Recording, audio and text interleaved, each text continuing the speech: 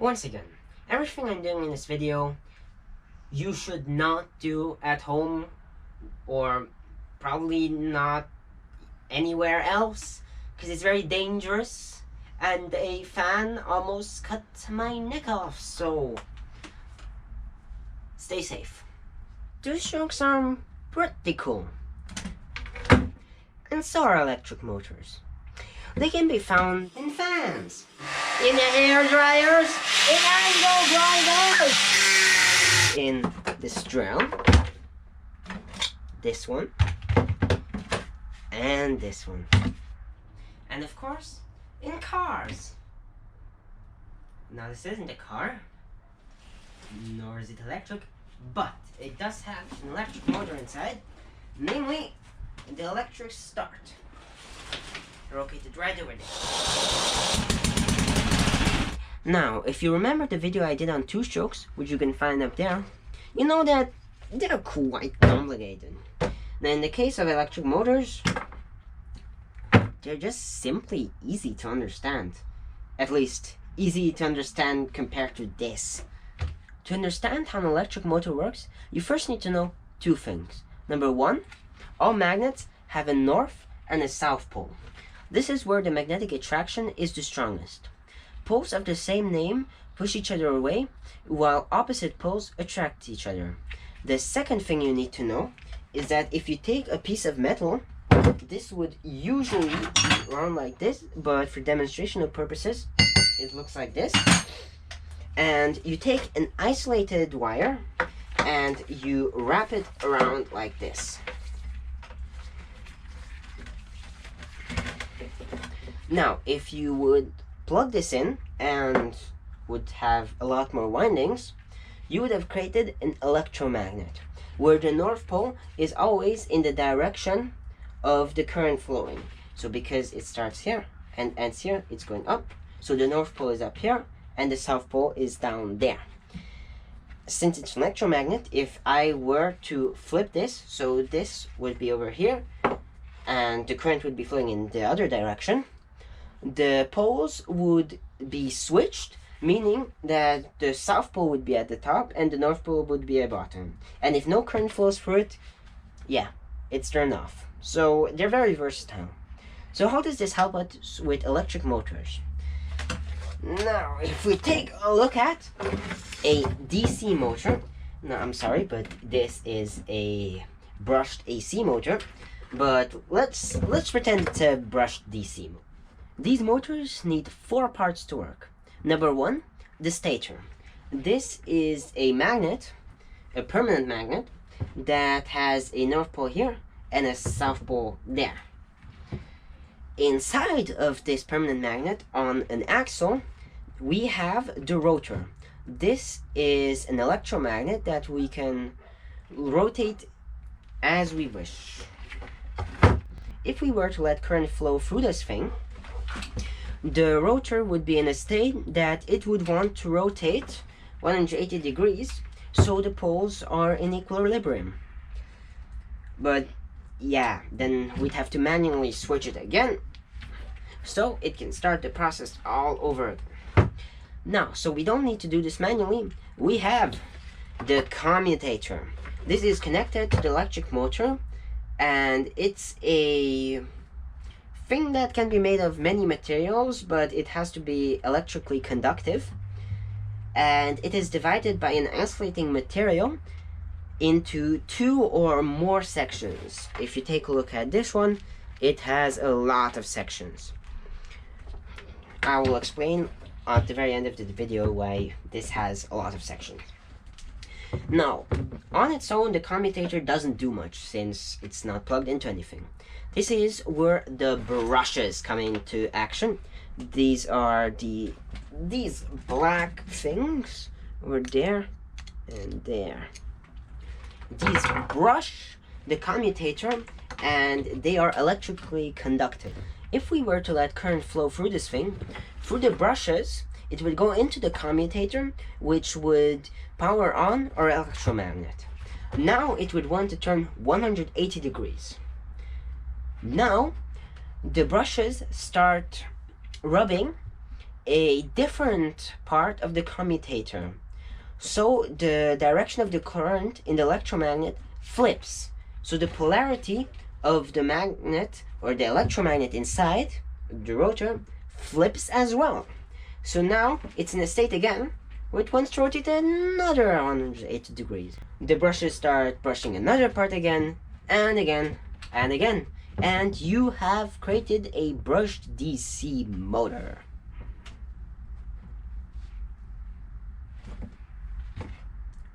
Pretty cool. Okay, so why is it called a brushed DC motor? Now, the brushed part is quite clear since we have brushes inside. But DC stands for direct current. This works really well in our motor because it's constant, it never changes polarity, and yeah, it lets it turn.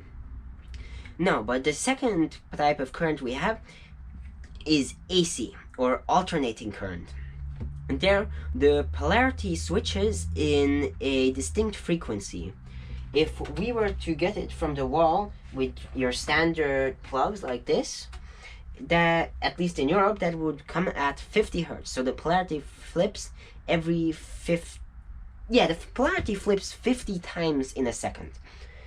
Now, if we were to plug our DC motor into an AC power source, since the polarity switches regardless of what the commutator wants, it just jerks around in a place, not achieving anything.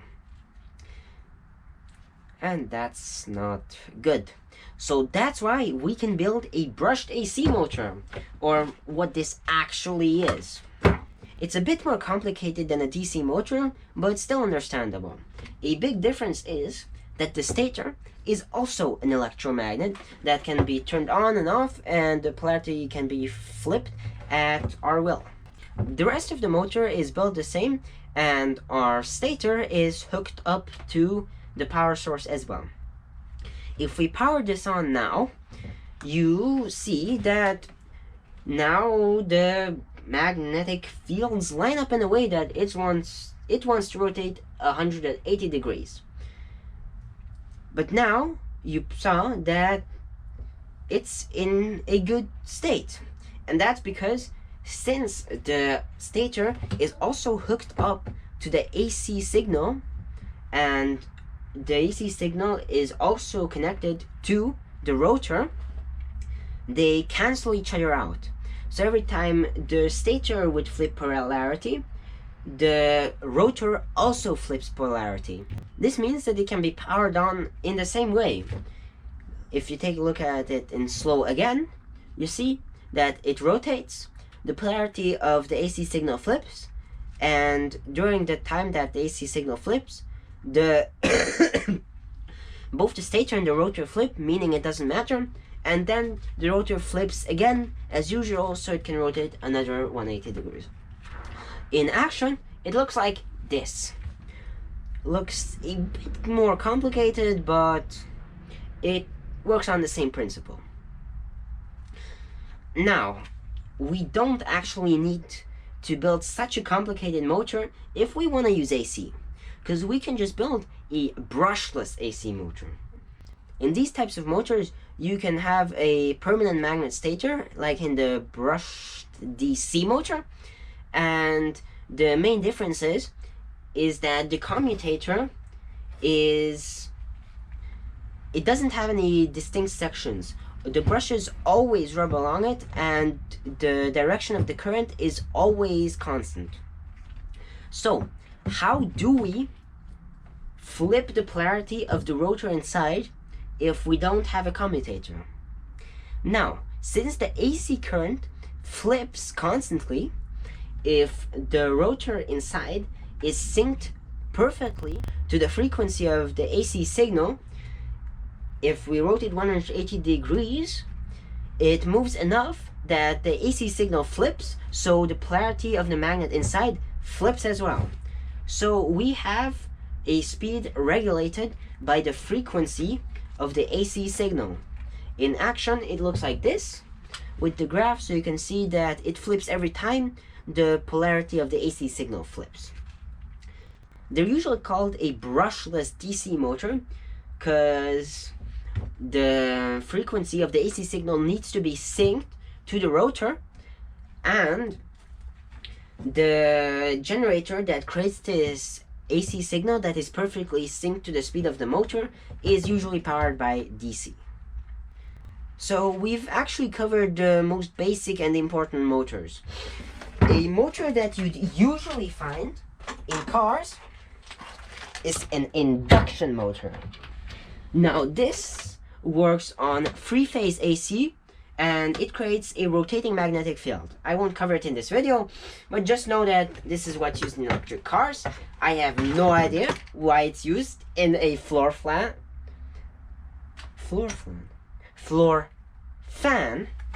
but it is called a 16-inch oscillating 3-speed floor fan. Super deluxe. So yeah, you have this. Theory is fun, but let's do a few experiments to actually see how they work. So this is an angle grinder. Let's take it apart.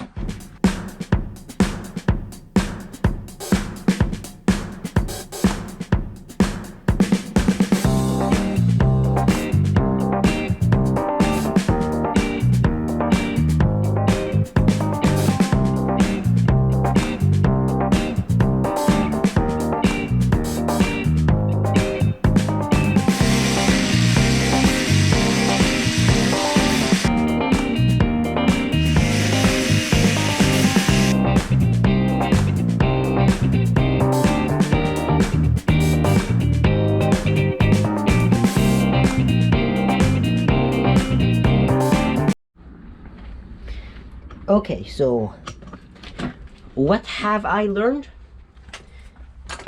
I have no idea how an angle grinder works, but this is a nice example of a brushed AC motor. And this is why you have a lot more sections on the commutator than just two. It's so you can get a very smooth movement of the rotor. Because if you only have two sections, it is quite janky. So if you have a lot of sections like this, you can get a very smooth movement. And just for a comparison, this is a two-stroke motor, and this is a electric motor. This produces a lot more power than this, and this is still more complicated. Another reason why electric motors are better, but I can sadly not show you a good demonstration of this, so I'll have to do the thing I promised not to do, and that is to turn on this motor.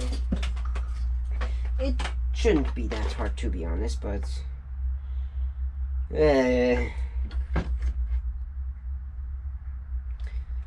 let's try to do that.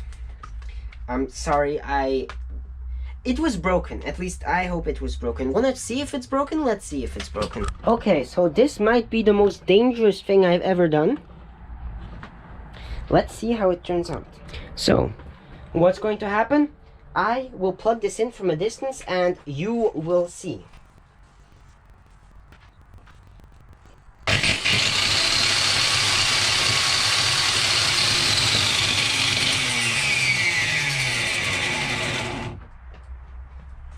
Holy shit, it worked! What the heck? Okay, so sadly, this is dead. But there are other fun things we can do experiments on. Okay, so there are many types of electric motors. Not these types of three, but they can be adapted to work in many different areas. If you want very high RPM, you would want something that's longer and just not as thick, because the larger the radius of the rotor, the harder it is to spin up. If you want something that has a lot of torque but doesn't need to reach these high RPMs like 10,000, you can have a very big rotor, and this creates high torque, low RPM, low torque, high RPM. Now let's turn this thing on.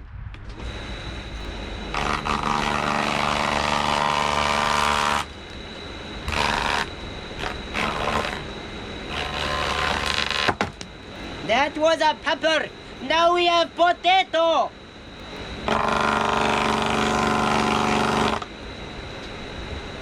This is very scary, okay?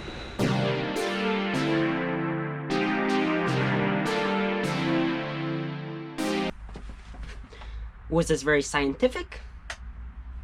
No. Was it fun? Yes. I hope you learned something from this video, and yeah, thanks for watching, and have a great day.